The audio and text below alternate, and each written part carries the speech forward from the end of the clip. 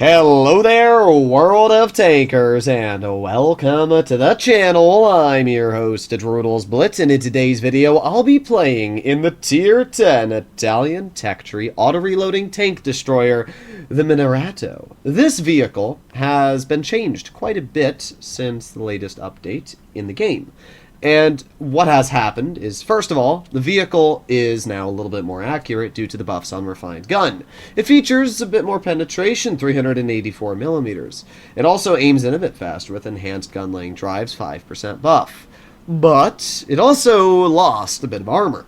See, in the latest update, enhanced armor went from a 4% buff to a 3% buff, and every other Tier 10 heavy, medium, and tank destroyer now features more penetration on their AP and heat ammunition. What that means is that the Mino's armor technically got a lot less effective, especially on its lower plate. So, in today's video, we're going to be playing this vehicle. We're going to be seeing how it feels after the changes, and whether or not I think this is the right vehicle for you to play with, or if you should grind something else. So, well, let's get in the queue and see what we can do. Pretty good map for the Mino. We arrived on Normandy. Normandy's a great map for a tank like this because of the fact the Mino has actually great gun depression.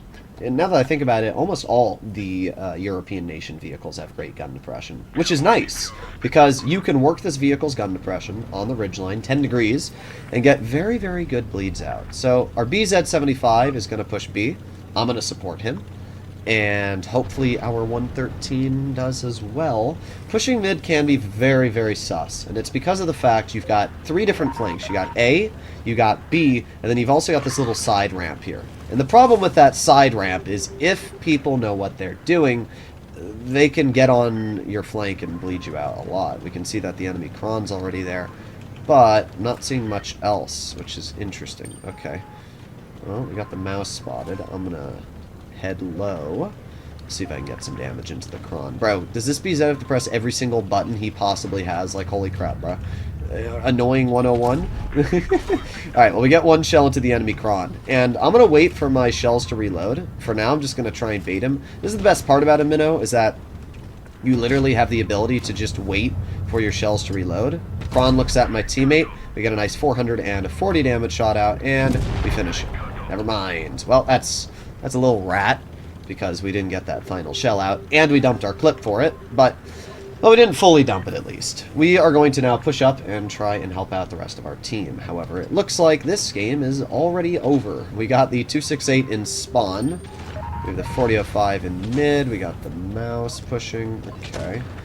Well, trying to think of what I want to do here. We got the mouse, and there's 1475 shell into his tank, and 1486. We're getting a lot of low rolls, but we are still getting out damage. That was another 2 juicers into the enemy. Now we back up before the enemy 268 has the ability to shoot me. Conserving hit points is still one of the most important things to do in any battle, and that is definitely what I'm doing in this tank, obviously. Trying to conserve my HP as much as possible. So right now what I'm going to do is I'm going to hopefully push this 268. Even if that 183 shoots me, I honestly could care less. Because at the end of the day, this tank is going to get out some really, really nasty bleeds. We got 1 shell, we got 2 shells. Just like that, we've taken 1,000 hit points off of that 268. And the 183 is still fairly healthy. So what I'm hoping is that we can drive around this corner like so. And we're just going to chill here. Couple seconds left. I don't really care if that 268 shoots me, to be completely real. I'm just hoping the Sheridan gets the clear on him. I'm going to ignore that 268, to be honest.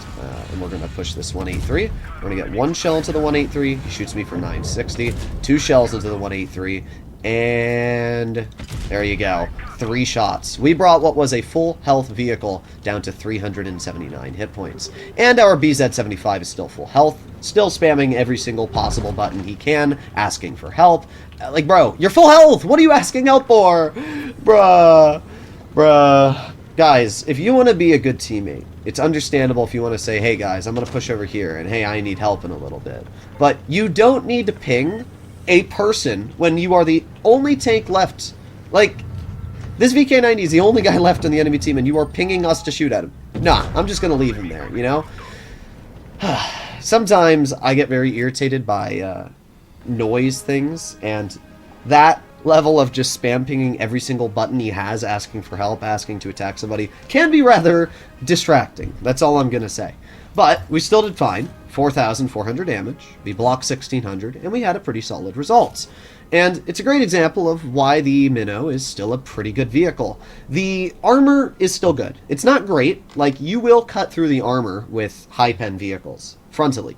And the sides are really, really poor, so you're not going to get too many bounces on the sides. The track wheels are weak, but frontally, it's very strong. And when you pair that with 10 degrees of gun depression, and a gun that has 490 alpha, it's just a very hard tank to counter in general, which makes it very enjoyable to play. So, here we are in another game. Okay, we are going to go to the heavy flank. We have a lot of heavies. 1, 2, 3, 4, if you add me in 5. And I count heavily armored tank destroyers as heavies. If you're driving a T95, if you're driving a Mino, you're in a heavy tank. Honestly, Wargaming should just classify these as heavies, because it can be rather confusing for people who don't know how to play the game, whether they're driving a heavy or not sometimes. Alright, well, we're going to chill right here. And, well, I might overpoke a little bit just in case. Yeah, just like that, an enemy tries to poke that position. A nice 500 damage shell. Unfortunately, it appears our IS-7 was absolutely clapped in return. Oh boy, our whole team is getting demolished already. Oh my god, bruh. Holy. Why is the enemy batshot over here? I don't know. But our T-95 and IS-7 have already been bled out quite a bit, which is not necessarily good. We got one nice shell into the enemy 100, and unfortunately we're not able to get another out, but that is still another shot, and we got the bounce. This tank against AP ammunition is very, very strong, and you're not going to have to worry really at all about AP ammo cutting through, which is quite nice. Now, I did see that fence break. We got the yo. If I sit still, my camo net should pop on, so what I'm hoping right now is that if I just wait here, we're not going to be spotted through the bush, and we'll see what happens. We can see that the medium flank, hopefully our 7.52 is going to be able to win that. I'm just going to keep waiting. There's no reason for me to overpoke. Okay, we can see the enemy Batchat has moved up, though. Oh, boy. I don't like this. I don't like this at all. The only tank we have on the enemy team is the Yo spotted right now. Nothing else is being detected. The grill's not spotted. Nothing else. So there's the grill now. Got the 100 poking. There we go. 473 shot into his lower plate. Let's see, come on, shoot at me. Yes. No. Wow, what an awful shot from this tank. Now, the enemy E50M, bruh, that Batchat, he's a decent player, but he is bleeding health at least. But the problem with that Batchat is, the longer he lives, the more dangerous it becomes for me. But we're doing okay. Again, we haven't bled anything. Somebody has stepped in the base C, which is fine. It's actually an enemy grill 15. I'm going to overpoke this just a little bit. Let's see if that WZ is still there. Interesting. Okay, well, we got the grill out in the open, and I'm going to overpoke this. There you go. We get a nice 440, but there's the enemy WZ, who at least we get a nice shell back into. Again, you might bleed health in this tank, but usually you win the trade, and we can see that right here. I mean, this has been a pretty easy win of the trade so far. That grill looks like he's going to try and flank, so what I'm going to do right now is I'm going to put on my super speed boost. I'm going to get behind this grill, and we're going to absolutely just crap on him. So, grill gets shot by the 60, and we're going to wait for my shell. We didn't get really any damage there, but it was still more beneficial to wait for my shell to reload than it would have been just to YOLO. Alright, so, or not YOLO, but dump my shell. I think that's just, in general, a smarter decision. We have the enemy Yo, but right now, much rather shoot that WZ. And then we have the Yo. There you go, 432. Pretty good stuff. We're up to 3,200 damage now. That WZ made an over-aggression. This is why it's smarter to save that shell in your clip. Because sure, in the moment, you might think, gee, it's smarter for me to dump that shot. But in reality, it's a much, much safer gamble to wait for that shell to reload, especially now that we know where the Yo is. We're just going to drive right on up. We're going to get one shell into the enemy Yo, and we're going to aim it on his vehicle again, and we're just going to shoot him in the lower plate. 60 TP gets the shell out, and he bounces me again. I'm going to wait for my final shell here, because there's nothing this Yo can do. He's on reload. There's no point to dump it. That Batchat is a threat, but at the same time, I need to get this Yo cleared. So we get the clear on that enemy Yo, and now we are going to back up, and we are going to get a shell. Well, I could have shot the Batchat, but the problem is, again, it's not worth it right now for me to dump that reserve shell. Maybe on paper it looks like it's worth it, but it's definitely not worth it in general. So we got the enemy Balshation over here. Oh, bruh, I didn't know they had a Mino in the back. Or not a Mino, a Waffle That is cringe. Alright, well, let's aim it on that waffle. There you go. We do get a shell out, which is pretty important. But at the same time, this is really bad.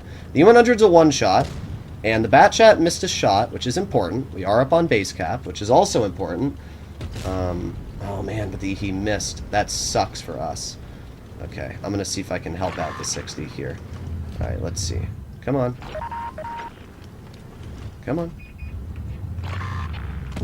There you go. Easy clear into that tank. That's obviously huge. Would not be surprised if that Batchat was to roll behind. No, no, look behind you. Look behind you. Bro, look behind.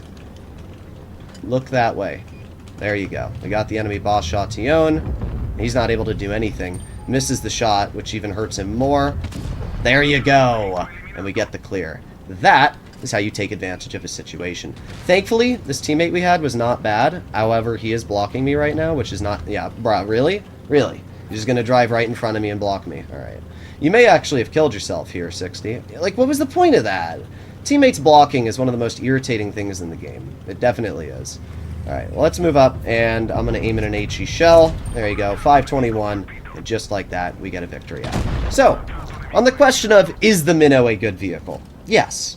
5,700 damage dealt, 5 kills, and even though the 60 did kind of agitate me a teeny bit in the end, I think we still overall did a really, really solid job to showcase why this vehicle is fantastic. We aced it, we got a win. Batchat player, really, really good, but bruh, why didn't you flank? That's the only question I have, or at least cap the base. Like, take a look at the replay really quick, right?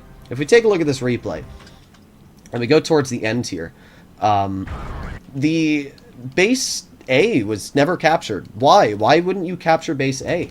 That was such a bad play from that Batchat, especially because I could have shot him here if I really wanted to, but I decided I wasn't going to because he wasn't enough of a threat. But I could have shot him and he would have been a one-shot.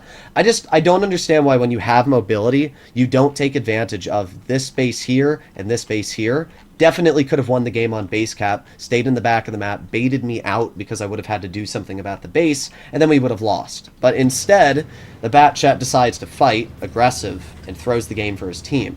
Now, I'm not going to say that the Batchat played bad, he did a lot of damage, but when you're in a light tank and you're playing on Supremacy and you are up against 2 heavies, not capping the base, especially when you have teammates that can hold while you're doing that, is a throw. And that shows you just how quickly you can go from farming damage to losing your team a game. Thankfully, we were smart enough to see that we were up on base cap, so I didn't ever need to drive down in the base A. Pair that with the fact that the U-100 overpoked, we were able to high explosive him, and the 60 helped me. I'm really glad that the 60 turned around and looked behind him, because I was pretty confident I could hold the Batchat from the front as I did, and the 60 would be able to hold the waffle or whatever rolled off behind. So overall, great game, solid result. And the Mino is just a great tank in general. Hopefully you enjoyed today's video. I'll see you in the next one. Bye-bye.